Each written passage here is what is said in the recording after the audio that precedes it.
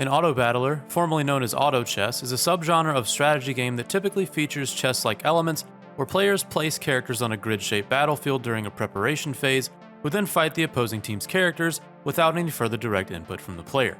Of all the major game genres, auto-battlers are some of the newest of the bunch, so before we talk about the very first auto-battler, we should talk about how it became to be.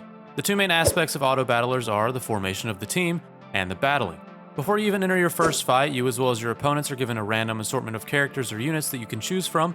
This random assortment of units are from the same pool that your opponents have access to, so you may get lucky with the units you want, but everyone starts with the same opportunities and is on an even playing field. This style of drafting and forming your team from a common pool of units draws inspiration from the drafting in popular trading card games, in particular Magic the Gathering. In 1993, Magic the Gathering released its very first set of cards called Limited Edition Alpha, and from then on continued to release new sets of cards and continue to do so to this day. Magic the Gathering has dozens of different ways to play, and with hundreds of unique sets of cards released over nearly 3 decades, it can be a bit overwhelming. But one format of play that has been around since the game's very first launch is called drafting. Instead of curating your perfect deck of cards and playing against an opponent with a completely different deck, players would sit in a group of 8 and all open a pack of cards from the same set. Each player would then pick their favorite card from their respective pack, and then proceed to pass the rest of the cards to the player on their left or right. Each player would now have a slightly smaller handful of cards, grab their favorite one from that stack, and continue to pass the cards around in a circle, taking one card from each pile until the piles ran out. After doing this with a couple more packs of cards, the players would make a deck of cards out of the cards drafted, and then play the game of Magic as they would with any other deck. This way of playing Magic not only tested your skills during the game, but also during the drafting of your deck. By having a shared pool of cards as your opponent, you could potentially guess what strategies they were going for and adapt what cards you were grabbing. So when past a stack of cards, you could grab something to make your opponent's deck a little bit worse, or grab something to make yours a little bit better. This way of playing made Magic fresh. Instead of playing with the exact same deck every single time, you would always have something new, and there would be no way to expect what you would have until it was created. Unlike drafting in Magic the Gathering, auto-battlers essentially play the game for you. After building your team, you send them into battle, and the game takes care of the rest. But instead of drafting your entire team all at once, in auto-battlers you do it in rounds. After grabbing a couple of members for your team, you're sent off to battle. You can then expand your team further and make adjustments to the placement depending on the outcome of the fight. With the main influence of auto-battlers coming from popular trading card game formats, some smaller influences came from tower defense games where you would build up your base to protect your tower, but the game would play out the actual fight for you, as well as chess, hence the name auto chess, from the grid-like layout of some of the early installments of the auto-battler genre. Now that we know the influence of the auto-battler genre, who was the first company to create it? Like most new genres of video games, auto-battlers started out as a mod of a pre-existing game. The first auto-battler to gain a lot of mainstream attraction was a custom game mode for the MOBA Dota 2, but it wasn't actually the first. In 2002, the game Warcraft 3 was released by Blizzard as a real-time strategy game, and around 8 years later in 2010, a tower defense mod called Pokemon Defense was released. The main goal of Pokemon Defense was to build a team of Pokemon by catching them.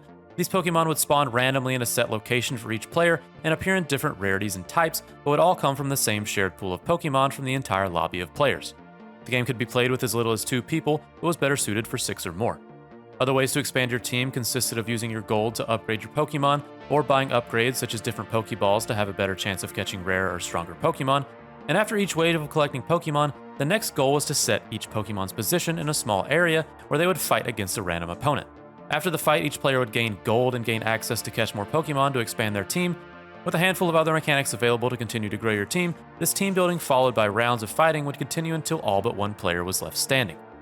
Due to this being a mod of a game that was released 8 years prior, Pokemon Defense didn't gain an enormous amount of traction and praise, but of the people that played it, the blend of different genres was a hit. Each round slowly growing your team to a completely unique set of Pokemon left you wanting more. If your team lost, how could you craft it better? If your team won, was it all luck? Or could you win again, and if so, how could you perfect it? This idea of having a dream team, but requiring the skill as well as luck to be able to put it into fruition, was just so addicting, and being able to watch your perfectly crafted team dominate every opponent you faced was something that you just couldn't get enough of. But that satisfaction was only worth it as long as the competition was there to keep you wanting more. 9 years after the creation of Pokemon Defense, a mod for the game Dota 2 called Dota Auto Chess was created by Drodo's Studio. Apart from the pre-existing auto-battler style of Pokemon Defense, Drodo's Studio found the missing piece of the puzzle to make the auto-battler genre explode. In the early 19th century, groups in eastern China started playing a game called Mahjong. Mahjong is a tile-based game commonly played with 4 people who all have the common objective to spell out a particular combination of tiles through a series of replacement and trade-off rules, all while preventing their opponents from achieving the same goal. 打普通嗰啲麻雀咧，就係靠晒運，呢啲都係運，都係多。但運之中咧，你冇技術都幾難打㗎。Similar to the strategies of Magic the Gathering, Mahjong has the two major goals of building your own combination while also trying to prevent your opponent from building their own. But in Mahjong, the pool is completely known and visible to every competitor.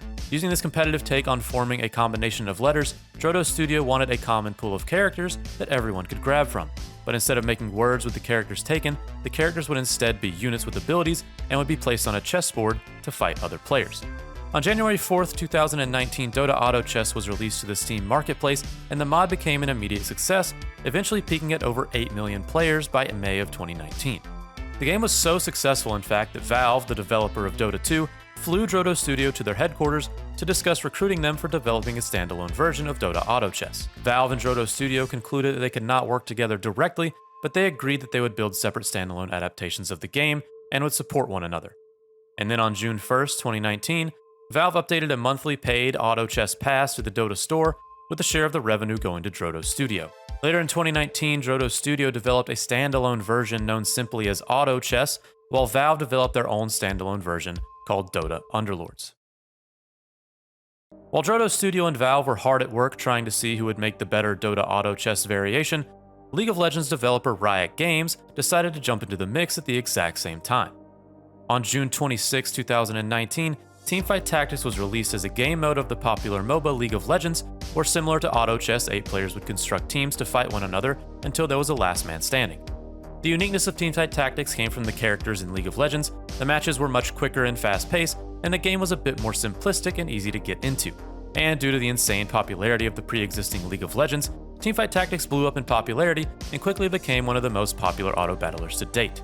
In late 2019, the auto-battler craze was still in full swing, being dominated by Auto Chess, Dota Underlords, and Teamfight Tactics, but the demand was still there, so the game company Blizzard wanted to take a crack at it. On November 12, 2019, a game mode called Battlegrounds was released in HEARTHSTONE, which is a strategy card game that is based off of World of Warcraft, the massively multiplayer online game created by Blizzard. Similar to the previous Auto Battlers, Battlegrounds followed the typical team-building rounds, followed by fights between 8 different players, but unlike the chess-style board, followed a linear approach of a straight line of characters. And as all the predecessors before it, blew up in popularity.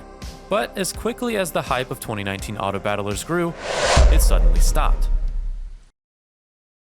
In over 2 years since the massive surge in Auto Battlers, there wasn't a competitor that came close to any of the big four. But why? When Battle Royales first started gaining steam, every single development company couldn't wait to get their hands on it, and even to this day, new games are coming out that are extremely successful, even if it's not as big as some of the giants like Fortnite or Call of Duty's Warzone, but Auto Battlers haven't. If you go to the front page of Twitch, Teamfight Tactics and Hearthstone still sit near the top, so the genre isn't dead, it just has no new faces. Teamfight Tactics and Hearthstone Battlegrounds must be fun and exciting games since they have held popularity for over 2 years. They can't just ride the success off of the game it was inspired from, or can they? Throughout Auto Battlers' history, the 4 most notable games were all mods or game modes from pre-existing games. Pokemon Defense was a mod of Warcraft 3 and based off of Pokemon, Dota Auto Chess was a variation of Dota 2, Teamfight Tactics was a game mode based off of League of Legends, and Hearthstone Battlegrounds was based off of Hearthstone, which itself was based off of World of Warcraft. It isn't a coincidence that all of these Auto Battlers form this way. If you've never seen or heard of Teamfight Tactics and this was your first look, it can be a bit overwhelming. Compare that to a shooter like Fortnite, and most people familiar with video games can already understand what's going on. And that's the problem with Auto Battlers. The games themselves may not be insanely complex, but due to the uniqueness of the genre, the barrier to entry is insanely high. Any game that appears as complex isn't worth watching on YouTube or Twitch, let alone learning how to play. Unless the characters in the game are familiar and recognizable, which is why games like Teamfight Tactics did so well. The game itself is extremely well made, and even with the uniqueness and initial difficulty of learning the game, having a recognizable character makes it that much easier to hop in and start playing. But if that's the case, then unless a company already has a wildly successful game that they can base an auto battler off of, then there's no way one can succeed. Any independent studio trying to get into a genre will have no way of gaining popularity or a fanbase unless it's already familiar to them. On September 24, 2021, a free indie game developed by Teamwood Games called Super Auto Pets was released, where similar to other auto battlers, you would build a team out of a pool of characters arrange that team how you want it, and then face off against an opponent. This game shares the most similarities with Hearthstone Battlegrounds. You place your team in a line and they fight in the order placed. There are very distinct attack and life totals to give you a pretty good guess of what's going to happen each round, but unlike all of the auto battlers before it, Super Auto Pets is a standalone game with no reference to any pre-existing games. And while it isn't nearly as popular as Teamfight Tactics or Hearthstone Battlegrounds, it sits at the top of the auto battler category on Steam, and for good reason.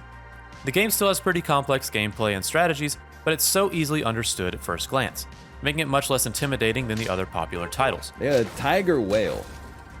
It's not necessarily a mistake. It's hard to tell.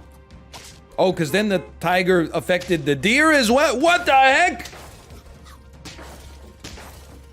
By joining a stream or watching a YouTube video, you can see these cute little animals and watch them bash heads, and immediately make sense of what is happening, making it much more friendly to the new player. Hearthstone Battlegrounds still reigns supreme, but games like Super Auto Pets show that auto battlers are not dead, they just need to be understood. Without a huge game backing the project, auto battlers have to be less intimidating and easily understood on the surface while still having the complexity and depth to back it up. Which this isn't an easy task, but it gives the genre a bit of hope and proves that auto battlers aren't going anywhere, and it's only a matter of time before a new one comes out on top. This has been the entire history of auto battlers. It isn't the normal type of video I produce, but I had a ton of fun learning about the history of one of my favorite genres. So let me know what you thought, and if I ever do another one, let me know what type of games you'd like to hear about next.